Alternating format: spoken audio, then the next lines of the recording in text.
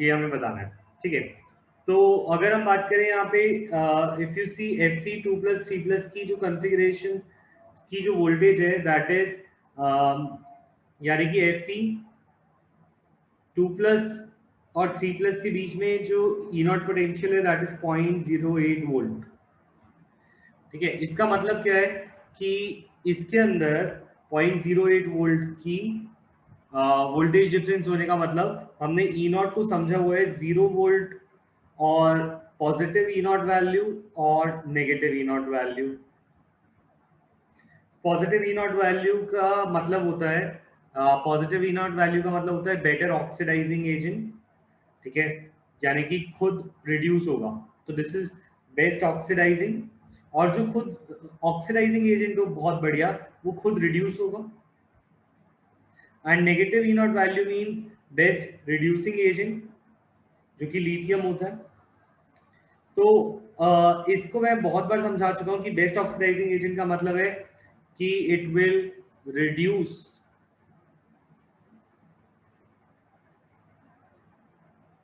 It is self reducing, और best reducing का मतलब है सेल्फ ऑक्सीडाइजिंग। इतनी सी बात क्लियर है? से यस और नो।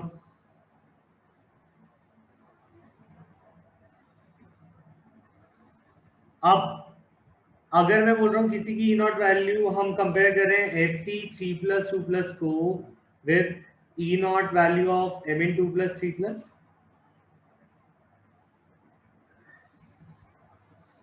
जिसकी वैल्यू गिवन है 1.5 वोल्ट, और E0 ऑफ क्रोमियम भी गिवन है हमें, Cr3+2+ इज -0.4 वोल्ट।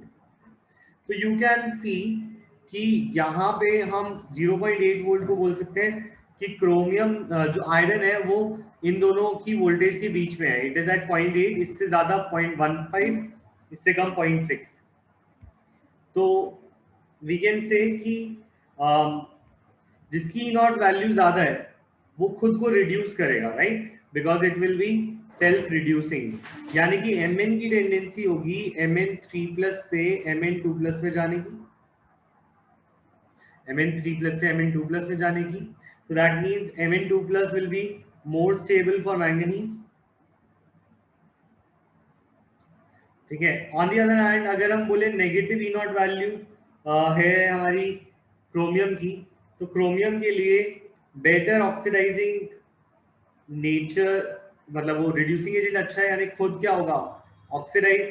तो क्रोमियम 2+ के लिए क्रोमियम 3+ बनना बेटर रहेगा, क्योंकि वो सेल्फ ऑक्सीडाइज होगा तो उसकी ऑक्सीडेशन स्टेट 2+ से 3+ में जाएगी, राइट। तो इस केस में वी कैन से कि क्रोमियम के लिए 3+ इज मोर स्टेबल। नाउ जो आयरन की वोल्टेज है वो है 0.8 वोल्ट, तो आयरन के लिए Fe2+ से Fe3+ से Fe2+ बनना बोलो या Fe2+ से 3+ बोलो, तो thing is we can say कि Fe जो है Fe3+ will be, I can say, more stable than Mn3+, but less stable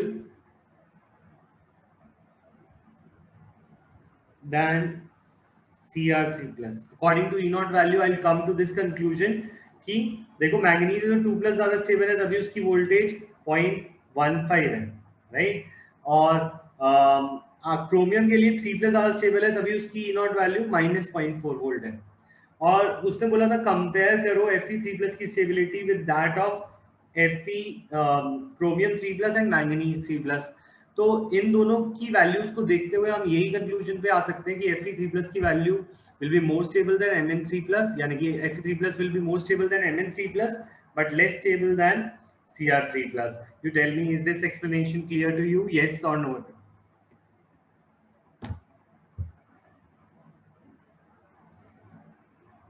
Oxidize is compared to a similar process with chromium or manganese metal. तो अगर हम ई not values Chrome metals की बात कर रहे हैं तो सेकेंड पार्ट भी मैं तुम्हें करा देता हूँ। फर्स्ट पार्ट तो हो गया,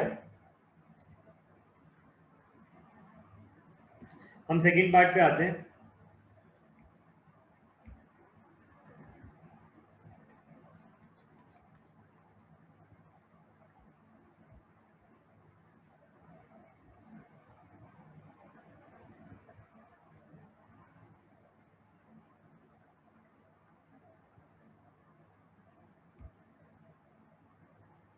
सेकेंड पार्ट कह रहा था कि ease with which iron can be oxidise as compare to chromium and manganese.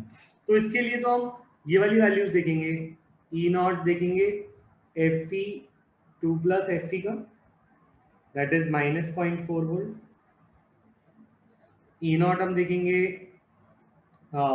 Manganese का, Mn2+ Mn का, दैट इज -1.2 वोल्ट।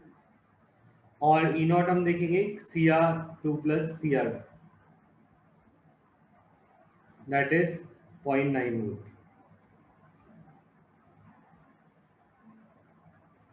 ठीक है, तो इसके अंदर वी कैन सी, जैसे अभी हमने पहले किया, जिसकी ई नॉट ज्यादा पॉजिटिव उसका ई नॉट, जिसका ज्यादा पॉजिटिव वो हमारा बेटर ऑक्सीडाइजिंग एजेंट।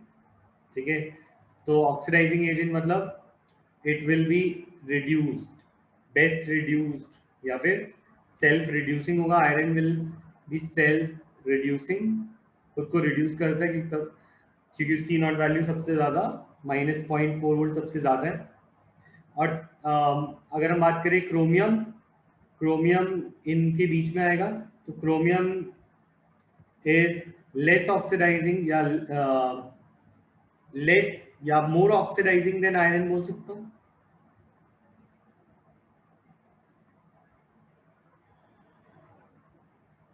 और manganese will be most oxidising.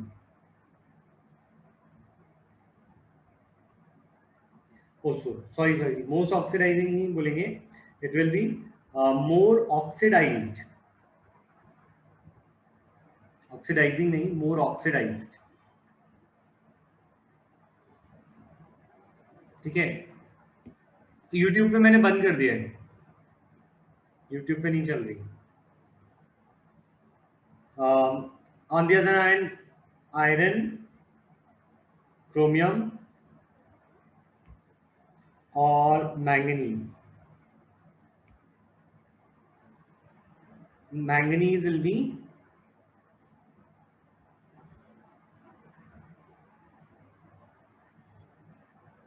most oxidized, not oxidizing agent but most oxidized। ठीक है, तो सबसे अच्छा ऑक्सीडाइज कौन हो सकता है? मैंगनीज, क्यों रिड्यूसिंग एजेंट सबसे अच्छा है, इसकी नॉट वैल्यू -1.2 वोल्ट। और उसके बाद तो हो सकता है ऑक्सीडाइज क्रोमियम, और सबसे कम ऑक्सीडाइज हो सकता है आयरन।